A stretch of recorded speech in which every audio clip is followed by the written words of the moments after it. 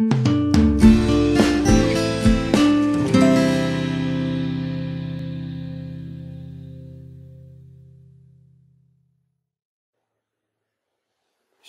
shalom. Nous remercions tous les gens qui nous écoutent, tous les gens qui regardent le cours sur le site de Breslevko. Merci pour tout le monde. Je voudrais dire un petit mot, une refoua shlema, une bonne santé pour Sandrine Bat Fortuné. Que Dieu, il lui ouvre toutes les portes et qu'elle ait refoua shlema vraiment. Chez Hachem, il lui annule toutes les mauvaises choses qui puissent lui arriver. Bezrat Hachem, aujourd'hui, on va faire un cours sur les 5 clés, les 5 règles. On a étudié, il y a 1 semaine, 2 semaines, 3 semaines. On va répéter un petit peu les choses qu'on a étudiées. Les 3 règles. La première règle. Quand il me passe des épreuves, je sais que c'est Hachem. C'est Dieu. La deuxième épreuve, tout ce qu'il me fait Dieu, c'est pour un bien. La troisième épreuve, Dieu, quand il nous donne une épreuve, il y a une finalité, il y a un but. On doit comprendre quel est le but et comment réparer nos actions. Bezrat Hachem, aujourd'hui, comme on l'a dit, on va encore ajouter des choses et on va développer les 5 règles. Il faut savoir que si la personne, elle va avec ces 5 règles, elle réussira toute sa vie, elle réussira à travailler sur la foi. Ça, ce sont des règles que le Rav Arush, il a dit il y a une dizaine d'années. Et pour vous, Bezrat Hachem, on va les rappeler. Et on va essayer, à chaque règle, on va essayer de développer le sujet. La première règle, elle est simple.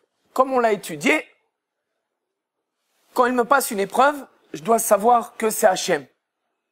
Je dois savoir que c'est Hachem à 100%, pas moitié-moitié. Au même moment que tu sais que c'est Hachem, l'épreuve, tu la vois autrement. Tu la vis autrement. Que ce soit avec les enfants, que ce soit avec la femme, que ce soit avec ton collaborateur.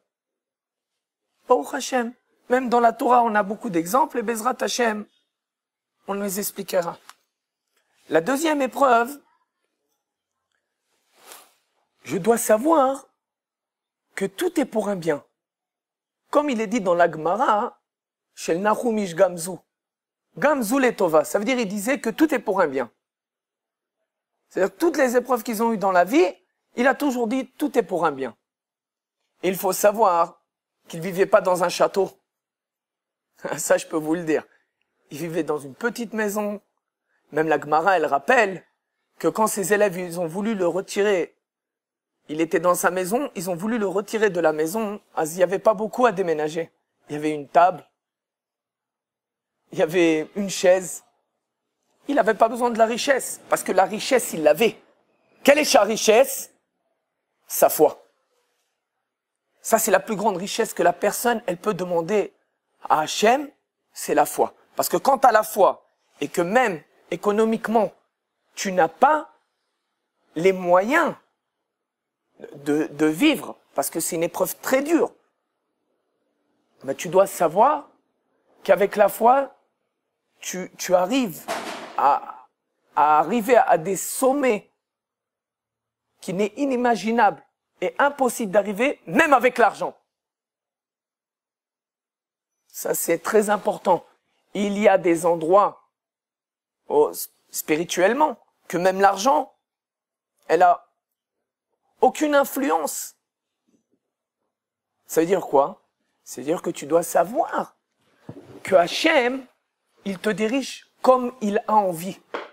Et si toi, tu t'annules devant Hachem, ça veut dire que tu comprends avec humilité et pas avec vanité. Parce que de toute façon, même dans ce monde-là, tu vas le passer avec bonheur.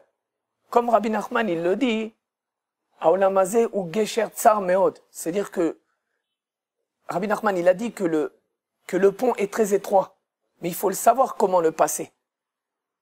Tu peux le passer facilement, et tu peux aussi le passer très difficilement. Ça dépend, tout dépend de ta foi.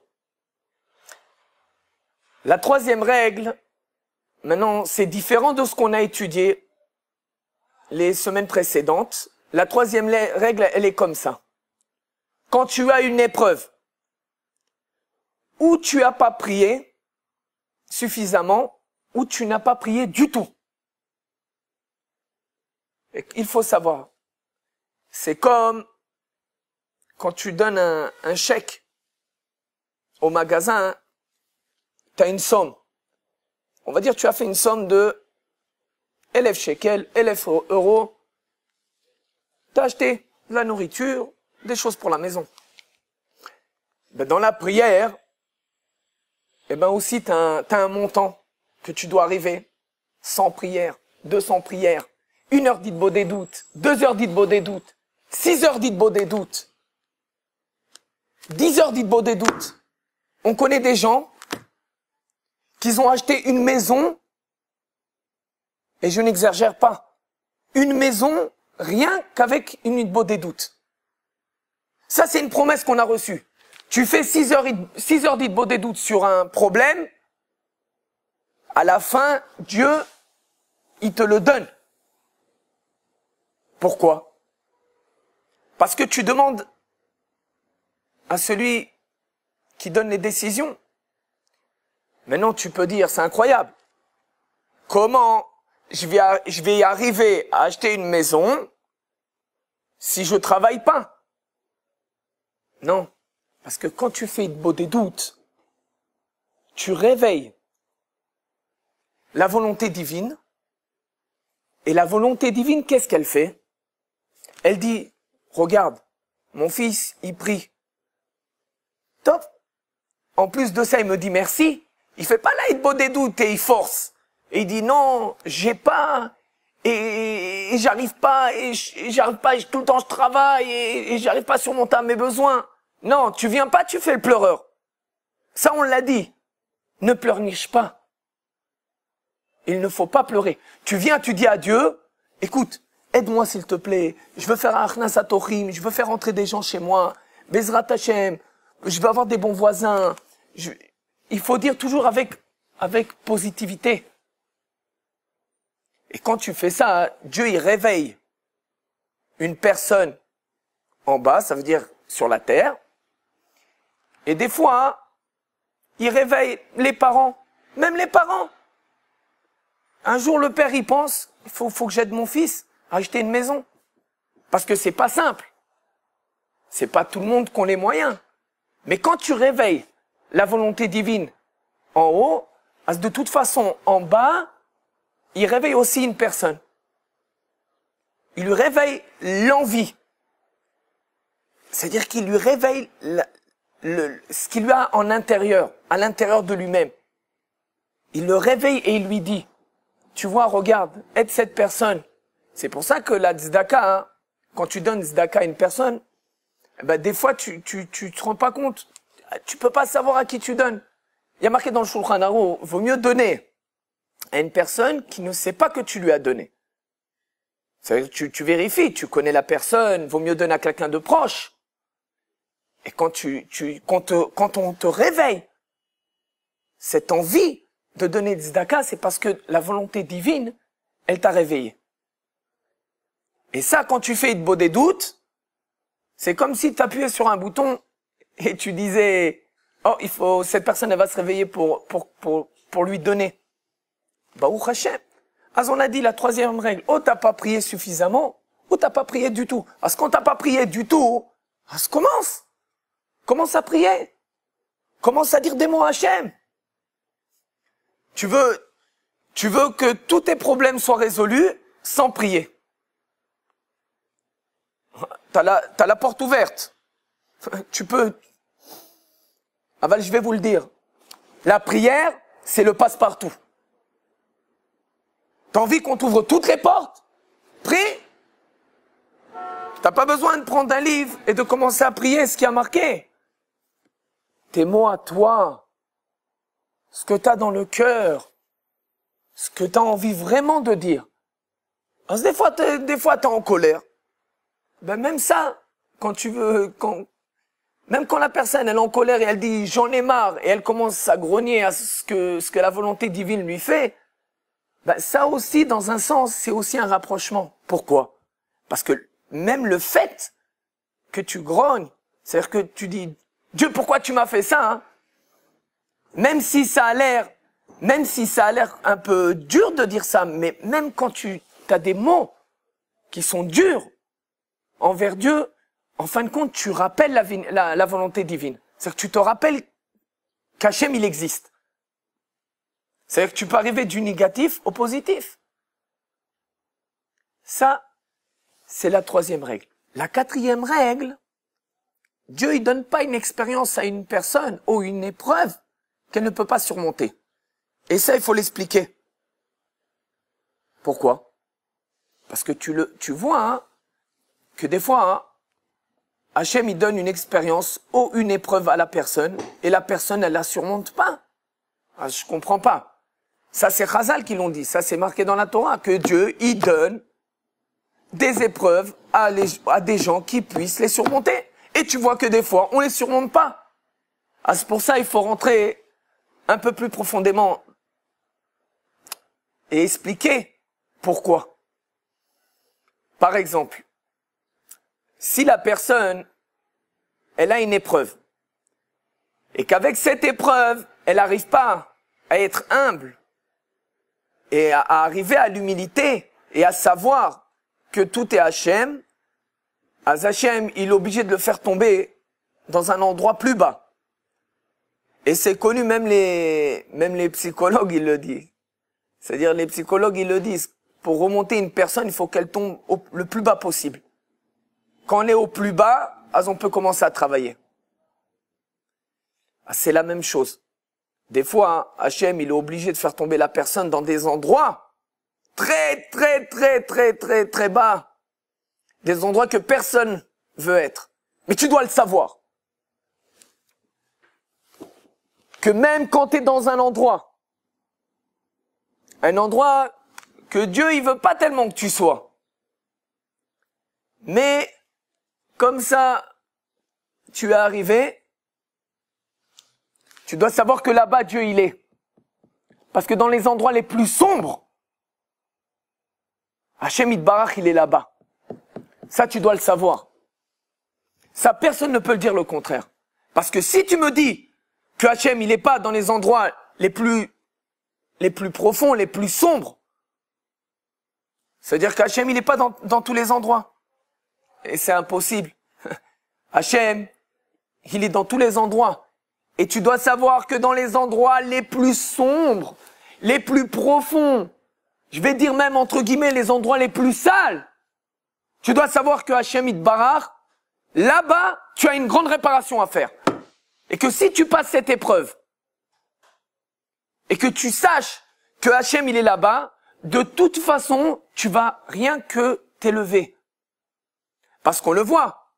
Beaucoup de gens, comment ils ont fait tchouva? Il y a des gens qui ont fait tchouva après qu'ils aient commis des erreurs. Il y a des gens qui sont partis dans des pays, au fin fond des pays, comme en Inde. Ils ont vu du Bouddha. Qu'est-ce qu'ils ont vu là-bas? Ils ont vu des idolâtries. Et quand ils sont revenus, ils se sont dit, qu'est-ce que c'est? Ils commencent à comprendre que c'est Hachem. Parce que dans tous les endroits, il y a Hachem. C'est ça qu'il faut se mettre dans la tête. Dans chaque endroit. Que tu sois, Hachem, il est avec toi. Hachem te voit. Hachem, il sait exactement ce que tu fais. C'est-à-dire, tu veux te cacher? Tu peux te cacher. Mais que tu saches que tu n'es jamais tout seul. Et Hachem, il a vraiment envie que la personne, elle se réveille. Des fois, il est obligé de la faire tomber dans des endroits très profonds. Pourquoi? Parce que là-bas, tu peux réveiller la ratson. Ça veut dire quoi, la ratson? Tu peux réveiller l'envie. l'envie de te rapprocher, l'envie de savoir qu'est-ce que Dieu il me veut. Ça, c'est la 4e épreuve. La 5e épreuve, ça s'appelle Matnat Rinam. Ça veut dire quoi? Ça veut dire que tout ce qui te fait Dieu, c'est un cadeau. Ça ne dépend pas de tes prières, ça ne dépend pas de tes actions, ça dépend rien que de la volonté divine. La 5e épreuve, elle est un peu en paradoxe avec la 3e épreuve. Parce qu'on a dit que la 3e épreuve, oh, t'as pas prié suffisamment, oh, t'as pas prié du tout. Et là, tu nous dis que dans la 5e épreuve, tout est un cadeau d'Hachem. Et pas selon tes prières, et pas selon tes actions, et là, selon la volonté divine. Vas-y, il faut expliquer. Ça, nous l'a enseigné Moshe Rabbeinu, le prophète. Il a prié, on avait une paracha Vaïtranan, il a prié 515 prières. Et en fin de compte, il n'est pas rentré dans le Eretz Israël. C'est-à-dire que Dieu ne l'a pas fait rentrer dans le pays. Qu'est-ce qu'il a dit, Moshe Rabbeinu? Il a commencé à se plaindre. Chas v'shalom. Il n'a rien dit. Il a dit tout ce qu'il me fait Hachem, tout ce qu'il me fait, c'est pour un bien. Moshe Rabbeinu, il a voulu nous enseigner que tout ce qu'il fait Hachem, c'est pour un bien. Maintenant, on a dit, c'est pas selon tes actions et c'est pas selon tes prières. On le voit. Ça, on le voit dans la réalité. Tu vois hein, qu'il y a des personnes que Hachem, il leur donne tout. Sans prière, sans action. On peut pas savoir. Parce qu'il y a beaucoup de gens, et c'est pour ça que t'as pas le droit de parler sur personne. T'as pas le droit de parler sur le plus petit juif. Même sur un goy, t'as pas le droit de parler. Même quelqu'un qui n'est non juif, t'as pas le droit de parler. Pourquoi? Parce que tu peux pas savoir. Ça se trouve qu'il fait des actions qui sont cachées. Ça se trouve qu'il donne de la tzedaka que personne ne le sait. Pour ça, il y a une histoire qui est très impressionnante pour comprendre la morale. Il y avait quelqu'un qui était très riche et très généreux. Et il y avait un autre qui était riche, mais qui était radin, qu'il ne donnait à personne. Et les gens, tous les vendredis, ils allaient chez le riche, le généreux, ils lui tapaient à la porte, ils leur donnaient tout ce qu'ils avaient. Ils leur donnaient à manger de la viande, du vin, de l'argent, ils leur donnaient tout. Baruch Hashem. Après quelques mois, le riche radin, il est décédé. Personne n'est venu à son enterrement. Personne. Parce que les gens, ils ont dit, quelqu'un qui est radin, on peut pas lui faire des brachot et lui dire qu'est-ce qu'il était bon. Qu'est-ce qu'on peut dire? On peut rien dire. Il était riche et il était radin. Donc, la semaine d'après, ils sont venus chez le riche, le généreux. Ils lui ont tapé à la porte. Il les a regardés comme ça, il leur a dit, je suis désolé, mais je n'ai plus rien à vous donner. Ils ont tous été étonnés. Ils ont dit, mais comment ça? Ça fait des années que tu nous donnes. Il a dit, je suis désolé, mais depuis que le radin, il est décédé, vous devez savoir que toute ma richesse et tout ce que je vous ai donné, ça venait de lui. Et les gens, ils ont commencé à pleurer. Et ça nous donne une leçon. Tu n'as pas le droit de parler sur aucune personne. T'as pas le droit de parler non plus sur aucun rave. Baruch Hashem. Ça veut dire faut dire que tout le monde, c'est des tzadikim. T'as pas envie d'être dans ce courant, t'as pas envie d'être avec ce rave, ça c'est ton libre choix. Mais de parler sur lui, non. Ça t'as pas le droit. Parce que le Chefetz Chaim, il l'a marqué dans le livre de la Shonara, que tu n'as pas le droit de parler sur personne. Moshe Rabbeinu, qui était le plus grand prophète de tous les temps, qu'on dit que Moshe Rabbeinu, c'est le Mashiach.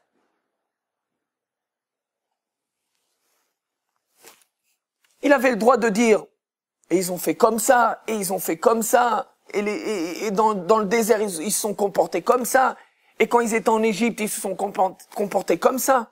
Moshe Rabbeinu, il a parlé à personne. Moshe Rabbeinu, rien qui venait et priait, rien qui disait à Hachem Idbarar, si toi tu veux les éliminer les Juifs, le peuple juif, tu m'enlèves de ce que tu as marqué dans la Torah. Tu enlèves mon nom de la Torah parce que mon nom, il peut pas être associé à quelque chose de négatif. Ça, c'est Moshe Rabbeinu. Et nous, on doit apprendre de Moshe Rabbeinu. On doit apprendre des justes. De qui on veut se rapprocher? On veut se rapprocher de celui-là qui veut nous rapprocher de la foi. Asbaou Hashem, il y a l'étude, tu peux étudier. Aujourd'hui, il manque pas de livres. Il manque de rien. Mais qui peut te rapprocher de la foi? Celui-là qui la vit, la foi. Ça veut dire que quand tu vas avec ces 5 règles, c'est-à-dire que quand tu sais que ces 5 règles, elles peuvent t'amener à ton but, tout là-bas. Parce que qu'est-ce qu'il te manque? Non, il me manque un peu d'argent pour que je sois bien dans mes 50 ans à venir. Non, il me manque un peu de confort à la maison, j'ai besoin de tout renouveler. Baruch Hashem, si tu peux. Mais n'oublie pas, quel est le but? Quel est notre but? Notre but est de travailler la foi. Parce que ça, on l'a reçu par des grandes sadikim, et ils nous ont dit comme ça. C'est-à-dire que quand tu arrives en haut, on te pose la question. Est-ce que tu as cru? Qu'est-ce que tu vas lui dire? Tu lui vas dire, mais moi j'ai étudié. J'ai tout fait ce que je pouvais. Mais pour qui t'as étudié? T'as étudié pour toi-même? Ou t'as étudié pour te rapprocher de la foi? Parce que ça, personne ne peut le contredire. C'est marqué dans la Gemara. Vechavakouk, il a dit tzadik bemunato ichye. Ça veut dire qu'Havakouk, il a dit, le tzadik, le juste, on le vit avec foi. Ça, maintenant, c'est toi qui décides. T'as envie de vivre la foi? Je t'abarre chez moi. T'as pas envie de vivre la foi? Ça, c'est une autre chose. Mais de toute façon, comme on l'a dit, que tu le veuilles ou que tu le veuilles pas, Dieu, il te donne des épreuves. On va donner un exemple de la Torah. Il y a marqué dans la Torah que David Ameller, le roi, parce que David Ameller, c'est le plus beau exemple de l'humiliation. Shimi Ben Gera, qu'est-ce qu'il lui a dit? Je vais le dire entre guillemets, il lui a dit des gros mots. Il l'a infligé, humilié. David Ameller, qu'est-ce qu'il a dit? Il est le roi. Il peut dire à ses soldats, à son général, tuez-le. Et personne ne va rien lui dire. Ça, je peux vous le promettre. David Ameller, qu'est-ce qu'il a dit? Il a dit, c'est Dieu qui lui a mis les mots dans la bouche. C'est Hachem qui l'a parlé. Au même moment, le Midrash, qu'est-ce qu'il dit? Le roi David est confié à devenir la 4e roue du chariot céleste. C'est un cadeau. Qu'est-ce qu'on comprend? Que l'humiliation, en fin de compte, c'est une épreuve qui n'est pas facile du tout à surmonter. En plus de ça, hein, quand on t'humilie dehors, quand il y a plein de gens, la personne, au même moment, si elle dit c'est Hachem, elle va se retenir et elle va mettre ses mots dans son cœur et elle va faire un travail sur elle-même. Mais tu le vois hein, que la plupart des gens, qu'est-ce qu'ils ont? Une réaction spontanée. Et pourquoi tu me cries dessus? Et qu'est-ce que je t'ai fait? Il est sur la défense. Mais s'il travaille la foi, il sait se retenir. C'est pour ça qu'il faut savoir que toutes les épreuves, toutes les humiliations, même si on t'accable d'injures, même si on te dit des choses très dures, tu dois savoir que c'est Hachem, que Akadosh Baruch Hu, il veut t'amener à ton but final. Il veut te donner à sortir de ce monde-là avec ton tikkun, avec ta réparation. Tu dois avoir envie de réparer. Mais une chose très importante, c'est que Hachem, des fois, il donne tellement d'épreuves à la personne que la personne, elle sait plus quoi faire. Un jour, il se dispute avec sa femme. Le lendemain, il a des problèmes avec ses enfants. Le troisième jour, on l'appelle de la banque. Écoutez, monsieur, vous êtes en découvert, qu'est-ce qui se passe avec vous? Le quatrième jour, il a d'autres problèmes. Et après, il a des problèmes de santé. En tout cas, j'exagère quand je dis tous les jours, parce que la vérité, quand tu travailles la foi, chaque instant, tu as une épreuve. Mais des fois, tu le sens pas. C'est quoi ton épreuve? Il y a des gens, Baruch Hashem, ils travaillent sur la foi. Qu'est-ce qu'est l'épreuve pour quelqu'un qui travaille sur la foi? C'est de savoir à chaque moment que tu n'es rien. À ta FS. C'est-à-dire tu n'es rien. C'est pas maintenant tu dis, je travaille la foi. Moi, je suis plus haut que tout le monde. C'est-à-dire, je regarde tout le monde avec un œil. Ah non, lui, il travaille pas la foi. Non, lui, parce que il fait comme ça et comme ça, c'est pour ça qu'il passe des épreuves très dures. Non, au contraire.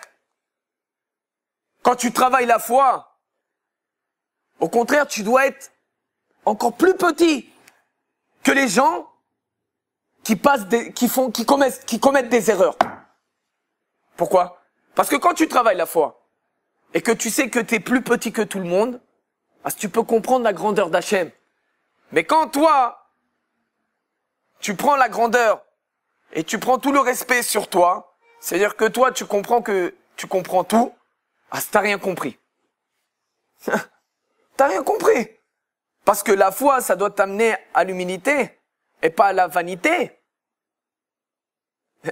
C'est ça notre travail. La date, Shani, FS. C'est-à-dire que moi, je dois savoir que je ne suis rien. Mais il faut pas dire je ne suis rien. Il y a des gens qui disent je suis rien, mais ils le disent pour que les gens ils le regardent, pour que les gens ils disent oh, tu le vois celui-là, lui c'est un grand sadique. C'est pas ton travail. Ton travail à toi, c'est de savoir quelle est la grandeur d'Hachem. Qu'est-ce qu'il me veut Hachem? Et tous les jours, pour travailler ces 5 règles, qu'on va les répéter. La première règle, de savoir que c'est Hachem. La deuxième règle, tout ce qui me fait Hachem, c'est pour un bien. La troisième règle, j'ai pas prié du tout, j'ai pas prié suffisamment. La quatrième règle, Dieu ne me donne pas une épreuve ou une expérience que je ne puisse pas surmonter. La cinquième règle, tout est un cadeau. Maintenant, Trinam. Mais pour arriver à avancer de la première règle à la deuxième règle, il faut beaucoup de prières. Il faut beaucoup demander à Dieu. Il faut faire Idbo des doutes. Il faut parler avec Hachem. Il faut lui dire avec tes mots. Ribono shel olam. Zéomer. Ça veut dire, Dieu aide-moi. Vraiment rapproche-moi. T'as pas besoin de faire plus. Dis-lui tous les problèmes que tu as. Tu veux que quelqu'un te résout tes problèmes? Ah, demande à celui-là qui puisse te résoudre tes problèmes. Demande à lui. Mais pourquoi demander à une personne quand tu peux demander à Hachem? C'est-à-dire que quand tu demandes à Hachem, de toute façon, quand tu viens et que tu dis à Hachem, ben de toute façon, il y a quelqu'un qui va être volontaire pour t'aider. Il y a quelqu'un qui va te donner le bon conseil. Parce que ça vient avec prière. Ça vient avec émotion. Tu parles avec Hachem. C'est ça notre travail. Mon travail, c'est pas de savoir que je suis le plus grand du monde. Je sais tout. Non, non, c'est pas notre travail. Notre travail, c'est de travailler. L'humilité, c'est comme une plante. Une plante, avant qu'elle devienne une très belle fleur, il faut mettre un grain. Le grain, il pourrit dans la terre. Et après, quand tu lui donnes de l'eau, il commence à pousser et ça commence à être une belle fleur. Mais avant que ça pousse, il faut qu'il soit en dessous de la terre. Il faut apprendre de chaque chose qu'il y a dans le monde. Il faut regarder quel est le point de l'humilité que je puisse prendre pour travailler sur moi-même. On va comprendre en parlant d'un sujet qui va peut-être nous donner une compréhension et une image de ce qu'on veut dire. Dieu, il a donné une épreuve à une personne.